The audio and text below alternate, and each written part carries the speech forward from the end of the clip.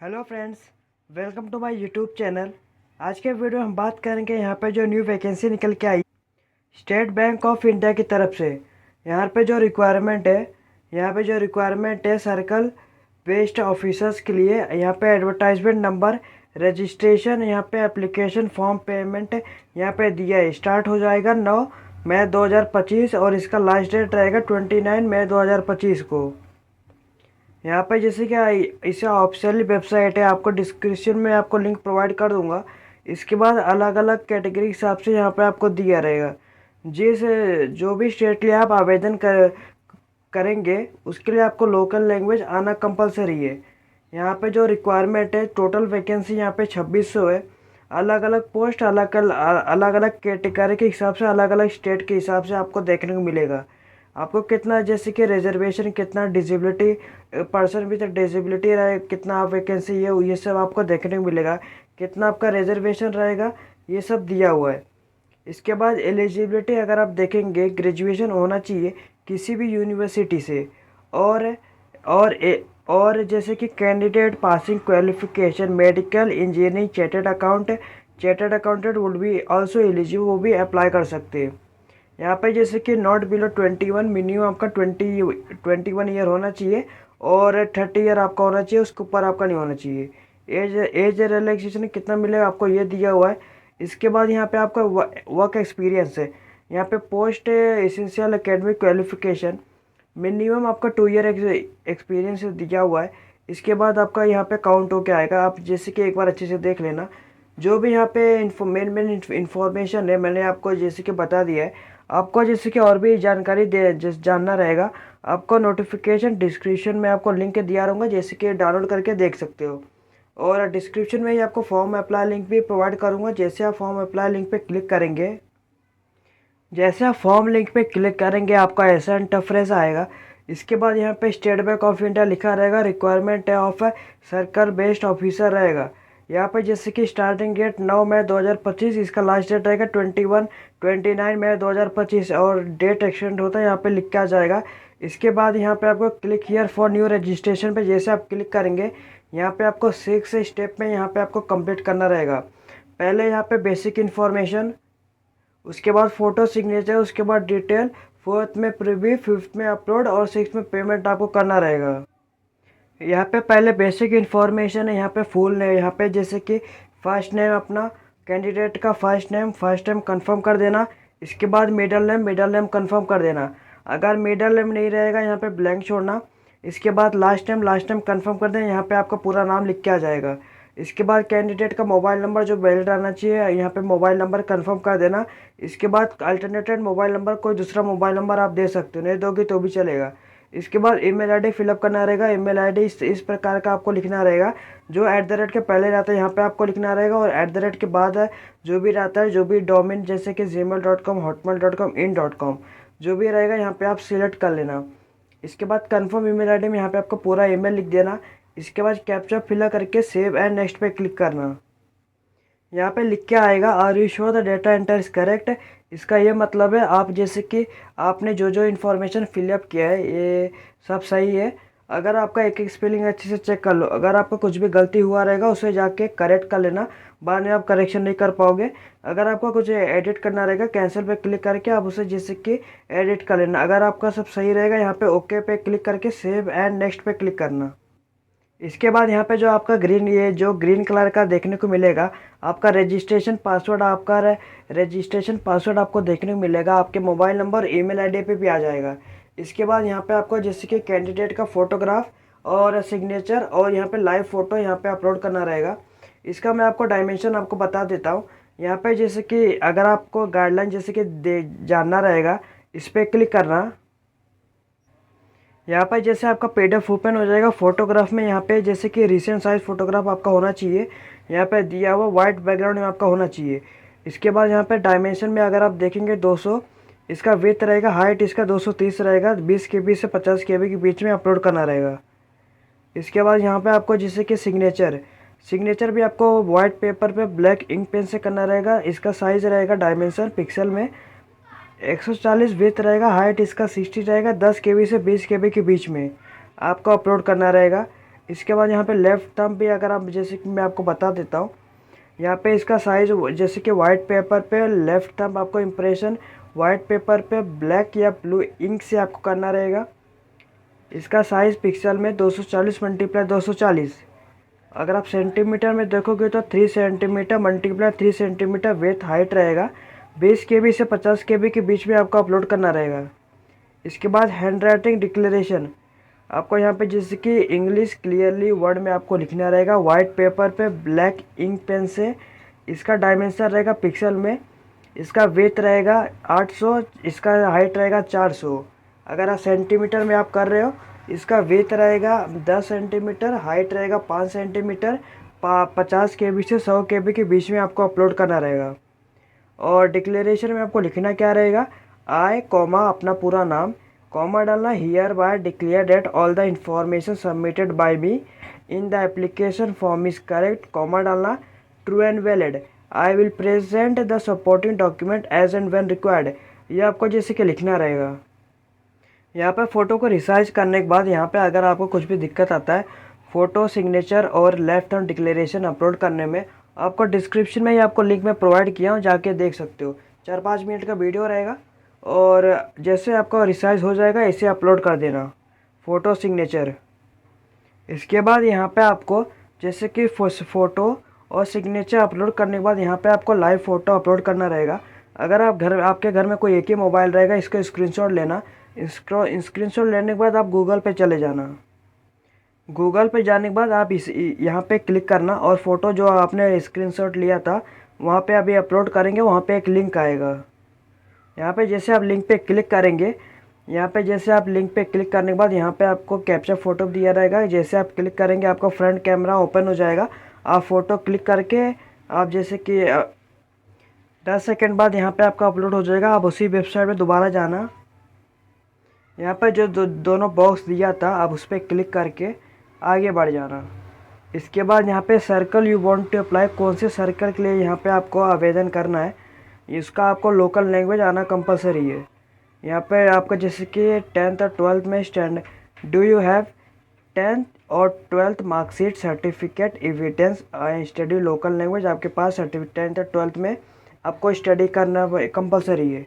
इसके बाद कैटेगरी, अगर आप एज रिलैक्सेशन लेना चाहोगे AWS OBC SC ST, आपको एज रिलैक्सेशन आपको नोटिफिकेशन देख लेना कितना आपको मिल रहा है। इसके बाद यहाँ पे आपको कैटेगरी चूज़ करना रहेगा। अगर आप जनरल में आते हो, जनरल में आपको कोई भी एज रिलैक्सेशन आपको नहीं मिलेगा।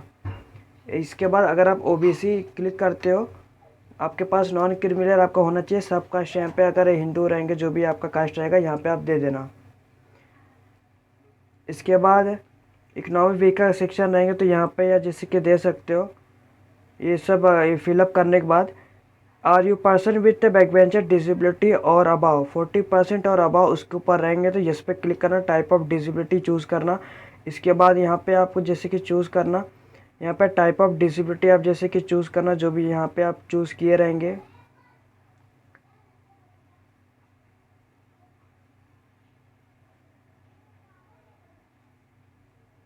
यहाँ पे आपका जो भी रहेगा, यहाँ पे आप जिसके एक बार जो भी आपका रहेगा यहाँ पे आप जैसे कि दे देना। इसके बाद यहाँ पे are you suffering from cerebral palsy and your writing speed affected, अगर रहेगा तो यस पे क्लिक करना, नहीं तो यहाँ पे नो पे क्लिक करना। अगर रहेगा तो यहाँ पे अगर आप कैरेबल प्लाजा रहेंगे और अगर आपको और टाइम चाहिए या एग्जामिनेशन तो यस पे क्लिक करना, नहीं तो यहाँ पे नो पे क्लिक करना। Whether your dominant writing hand is affected, अगर रहेगा तो यस पे क्लिक करना, नहीं तो यहाँ पे नो पे क्लिक करना। और आपको और एग्जाम में टाइम चाहिए यस पे क्लिक करना। अगर आपको एग्ज़ाम में स्क्राइब लेके जाना है तो यहाँ पे ये do you intend to use the scribe service of scribe, अगर यूज़ करना चाहते हो यस पे क्लिक करना। आई एक्सेप्ट द गाइडलाइन, जैसे कि एक बार गाइडलाइन आप देख लेना। इसके बाद अगर आप नहीं रहेंगे, डिसेबिलिटी नहीं हो, तो यहाँ पर नो पे क्लिक करना, ये सब ऑप्शन बंद हो जाएगा। इसके बाद are you person with specified disability covered under section subsection 2 under the RPWBD act 2016 but not covered under section subsection 2, अगर आप रहेंगे तो यस पे क्लिक करना, ये सब आप दे देना। इसके बाद आप कौन से रिलीजन से बिलोंग करते हो वो देना रहेगा। अगर आप रिलीजियस माइनॉरिटी कम्युनिटी में आते हो तो यस पे क्लिक करना, नहीं तो यहाँ पर नो पे क्लिक करना। नेशनलिटी इंडियन, सिटीजन में इंडियन आपका आ जाएगा। अगर आप एक्स सर्विस मैन रहेंगे तो यस पे क्लिक करना। पीरियड ऑफ सर्विस दे देना 12 मंथ 36 मंथ आपका जो भी रहेगा। इसके बाद are you working with subsidiary of schedule commercial bank, अगर आप रहेगा तो येस पे क्लिक करना, नहीं तो यहाँ पे नो पे क्लिक करना। Are you already working SBI, आप पहले से काम कर रहे हो क्रेरिकल में, सुपरवाइज़र कैडर और employ engagement employ engaged on contract basis पे रहेगा तो येस पे क्लिक करना, नहीं तो यहाँ पे नो पे क्लिक करना।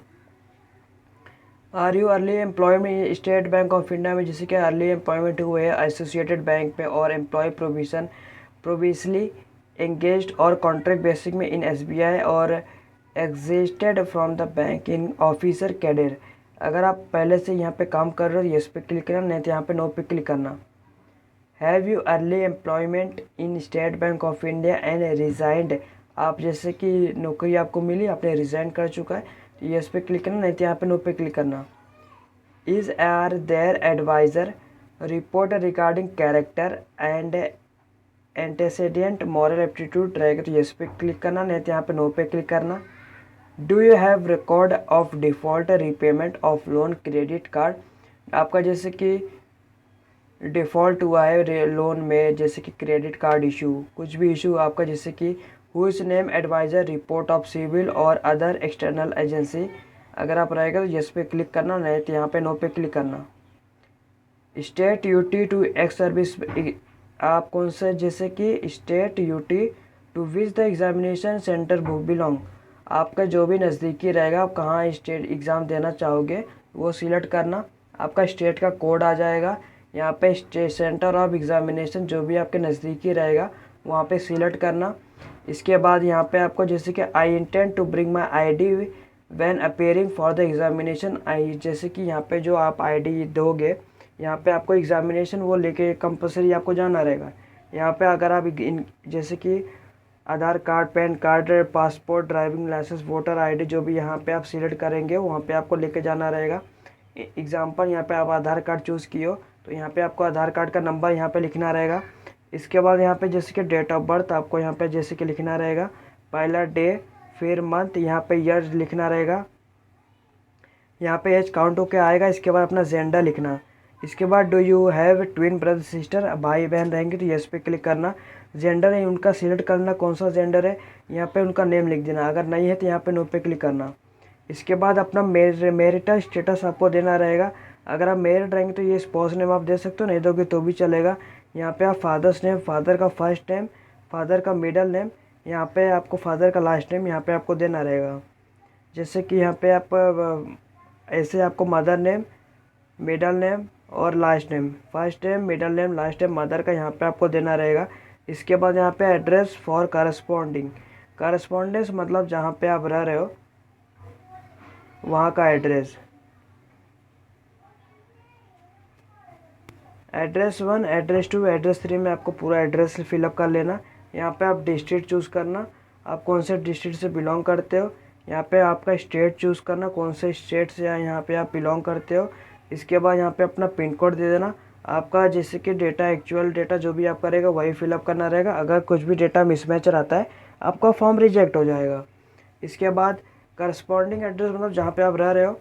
परमानेंट एड्रेस मतलब जो भी आपके आधार कार्ड पे रहेगा परमानेंट एड्रेस, अगर दोनों सेम रहेगा दोनों इस पर टिक करना, आपका ऑटोमेटिक फिल हो जाएगा। अगर दोनों अलग अलग रहेगा तो दोनों अलग अलग फिलअप करना। इसके बाद choose the address for GST invoicing, यहाँ पे आपको जैसे कि चूज़ करना, जब आप पेमेंट करोगे वहाँ पे आपको कौन सा एड्रेस देखने को मिलेगा, आप इसमें से जैसे कि चूज़ कर लेना कोई भी एक। इसके बाद यहाँ पे वैलिडिटी और डिटेल पे क्लिक करना, इसका ये फ़ायदा रहेगा, अगर आपको कुछ भी गलती हुआ रहेगा रेड कलर का आ जाएगा, उसको आप करेक्ट कर लेना। इसका सेकंड ये भी फ़ायदा रहेगा कि अगर सर्वर डाउन हो गया आपका फॉर्म इधर से चालू हो जाएगा, इसके बाद से आप फिलअप करना शुरू हो जाएगा। अगर आपका सब सही रहेगा यहाँ पे वेरीफाई सक्सेसफुली लिख के आएगा। इसके बाद ओके पे क्लिक करना और सेव एंड नेक्स्ट पे क्लिक करना। जैसे आप सेव एंड नेक्स्ट पे क्लिक करते हो यहाँ पे आपको क्वालिफ़िकेशन यहाँ पे आपको देना रहेगा, आपका ग्रेजुएशन कौन से फील्ड में था। आर्ट हो गया है, यहाँ पे art, science, commerce, agriculture, engineering, management, chartered accountant, medical, आपका जो भी रहेगा। नेम ऑफ कॉलेज यहाँ पे आप देना रहेगा, यूनिवर्सिटी आप दे देना। इसके बाद यहाँ पे डेट ऑफ पासिंग दे देना, आपके जो भी आपके मार्कशीट पर लिखा रहेगा यहाँ पे पासिंग आपका कब हुआ है, इसके बाद अपना ईयर दे देना। इसके बाद यहाँ पे ओवरऑल परसेंटेज कितना आता है यहाँ पे आपको देना रहेगा। इसके बाद class, first class, second class, जो भी आपका क्लास रहेगा यहाँ पे आप दे देना फर्स्ट क्लास, सेकंड क्लास, पास क्लास। इसके बाद अगर और भी आपके पास क्वालिफ़िकेशन रहेगा तो ये भी आप दे सकते हो। इसके बाद do you have minimum 2 year experience post है, एसेंशियल एकेडमिक क्वालिफ़िकेशन एक्सपीरियंस आपके पास ये कंपलसरी रहना चाहिए। इसके बाद और भी आपके पास क्वालिफ़िकेशन कोई भी एक्सपीरियंस है तो यहाँ पे आपको जैसे कि आप ये फिलअप करना, नेम ऑफ एम्प्लॉयर, डेजिग्नेशन कौन से पोस्ट पे अगर आप अभी भी काम कर रहे होंगे तो यहाँ पे आपका ये बंद हो जाएगा, ये आपका कभी स्टार्ट किए थे वो दे देना। और नेचर ऑफ ड्यूटी क्या है आपका, रिमार्क का reason for living, year of experience आपको देना रहेगा। आपका यहाँ पे काउंट होकर आ जाएगा कौन से ईयर में। इसके बाद क्या यहाँ पे आपका मंथ का एक्सपीरियंस काउंट होकर आ जाएगा। इसके बाद अदर डिटेल में फिलअप करना रहेगा, whether taking pre exam training SC ST OBC candidate के लिए यहाँ पे आप जैसे कि ले सकते हो, नहीं तो यहाँ पे ओपन नहीं होएगा। इसके बाद यहाँ पे आप मराठी, जैसे कि यहाँ पे आपको जैसे कि जिस स्टेट के लिए आप आवेदन करे होंगे उस स्टेट के लिए यहाँ पे आपको लोकल लैंग्वेज कंपलसरी आपको आना चाहिए। यहाँ पे रीड, राइट, स्पीक, यहाँ पे आप 3 लैंग्वेज और भी जैसे कि फिलअप कर सकते हो। इसके बाद रीड, राइट, स्पीक। इसके बाद आपको जितना भाषा आता है, आपको जितना भाषा अच्छे से आता है रीड, राइट, स्पीक में, यहाँ पे आपको जैसे क्लिक देना रहेगा। इसके बाद वैलिडिटी और डिटेल पे क्लिक करना। अगर आपको कुछ भी गलती हुआ रहेगा यहाँ पे जैसे कि आ जाएगा,